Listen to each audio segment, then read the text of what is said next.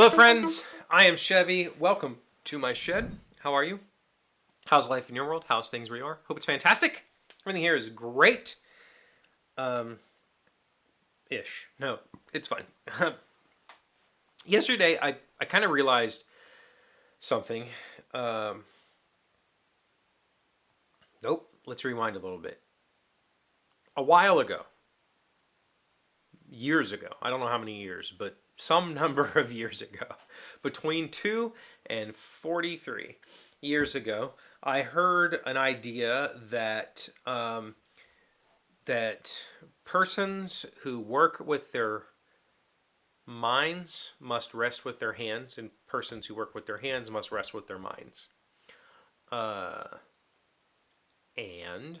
I thought, that's really interesting because there is a sort of corollary. If you've been in software development for a while, you might have heard that like every software developer is destined to be a furniture maker, and it does seem like, especially if you're on YouTube, if you look around, a lot of the people who are making furniture on YouTube are software engineers, and it seems there is some sort of, I don't necessarily know that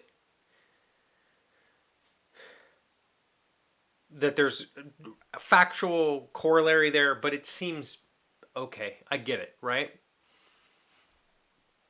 As a person who works with his mind, that's my entire worth on this planet has been defined by my mental abilities since I was a child. I've had very few physical abilities in my life. I've monetized my mental capacity my entire adult life. Working in my shop or walking or playing, hockey, basketball, soccer, the sports that I've played off and on in my life, or pickleball with my wife now. Those are the most restorative things I can do when I'm feeling like overwhelmed in my, when I'm feeling burned out, I guess. Not that I'm burned out. Definitely not. But yesterday, so we've talked recently about how it's the fall time, which is the time when I start to look at my production for the year and go, I haven't done as much of the production, I've been consuming more than I've been putting out. And I usually like to create things. I like to make poetry or art or photography or books or whatever, furniture, that sort of thing. I haven't been able to work in here very much because of my back, but I think I'm okay now. I think that with the PT and stuff, I can get back in here and do some stuff, which is good because I have like a list of things that need to get done. But I need to experiment with that and see how working in here affects my back. But I think I'm okay. So it's that time of year where I feel like I need to be productive and I start looking for an outlet, music or writing or whatever. And yesterday, and I've been feeling that pressure for a little bit now. I've only got a couple months left to finish this book project, and I'm nowhere near finished. I don't know that it's going to happen. I think I'm going to fail, and I'm okay with failing. I'm okay with being a failure with that project. I think it'll eventually turn into something, and it doesn't have to be this year. But I would really like for it to be this year because that was the goal, right? It hasn't worked out that way. My process hasn't worked out that way. Okay, so regardless, so yesterday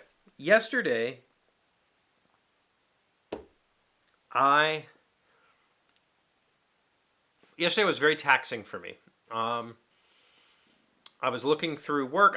This week I've kind of had, I only had 2 days to work this week, and then 3 today. I had Monday and Tuesday off. Wednesday was kind of a pretty simple, easy day, but then Thursday, I'm like, what am I going to do today? I started looking through my back catalog of tasks, and I discovered there were some comments that I completely missed on a task that was assigned to me, and went, oh, I need to address this. This is a big deal. And it was a significant task. It was more significant than I expected it to be at the start of the day. I was like, oh, I can go take care of that. As it turns out, it was like a full day, meaning like I worked through lunch. My brain would not shut off. It was, I got to finish this. I got to finish this. I got to finish this. And by like 3:50, when I quit at 4, I was finally like, all right, I can put this on pause. There's like, the main part of it is done, and now I just have these two little details to fix tomorrow. But that's just detail work, and detail work is pretty kind of just tinkering. And so I felt like that was a big, heavy day. Mental load day was atrocious. And what I discovered was, while normally at the end of a work day, I like, playing some video games or playing some board games or whatever, reading. I didn't want to do any of those things. In fact, I went to the store, got some groceries, I made dinner. Malia put on some show that we used to watch together, and I was not engaging with it at all. I was antsy to get up and do something. I just had nothing to get up and do. I mean, there's 1,000 things I could get up and do. Like, I get up and do the dishes and put the dishes away and wipe down the counters in the kitchen and clean and whatever. But I was looking for, like, sitting here and just vegging or relaxing with my mind is not what I need to be doing right now. I need to be doing something physical. And it was the first time that I felt the embodiment of that phrase. The man who worked, or the person who works with their mind must rest with their hands. I felt it, physically felt it yesterday. I got up and grabbed my bass guitar and just started dorking around. Not in any sort of constructive, like, practiced, like music theory way. I just started dorking around, just being like physically active, doing something with my hands, and it was very relieving, which was very strange. It was a very, very weird way to come to the realization that maybe there is something to that statement.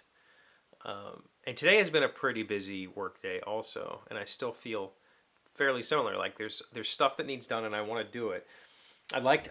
We really need to finish the trim work upstairs, but the dog is like absolutely freaks out when I use my miter saw and when I use the nail gun. So we don't like having him here. We like to take him somewhere and drop him off so that we can get some work done. So maybe we'll do some of that this weekend. But it's been a top heavy kind of day, a brain heavy kind of week, which is good. I appreciate it when it's like that, because I like putting my skills to use on intricate tasks that, could somebody else in my staff do it? Maybe. I doubt it would do it the way I would do it, and I doubt that they would. I doubt that I wouldn't have notes. I have notes for myself, but that's different from having notes for somebody else. I always feel like the jerk when I do that. But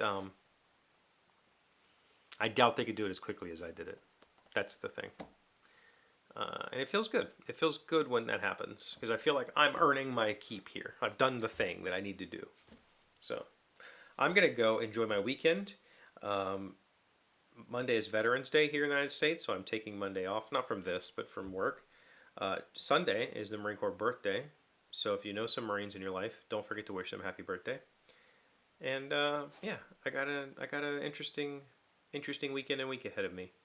Let me know what you got going on.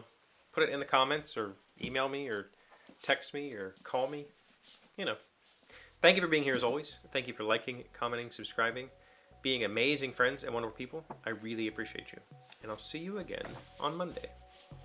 Today's 1,000 plus little things happy, successful people do differently. We are learning the 9 habits of super positive people. Number 8, help the people around you smile. Today, give someone one of your smiles. At the right time, a kind word from a stranger or unexpected encouragement from a friend can make all the differences in the world. Kindness is free, but it's priceless. And as you know, what goes around comes around. I've been working on that, because kindness can sometimes be perceived as creepy or weird, and your compliments might not be compliments.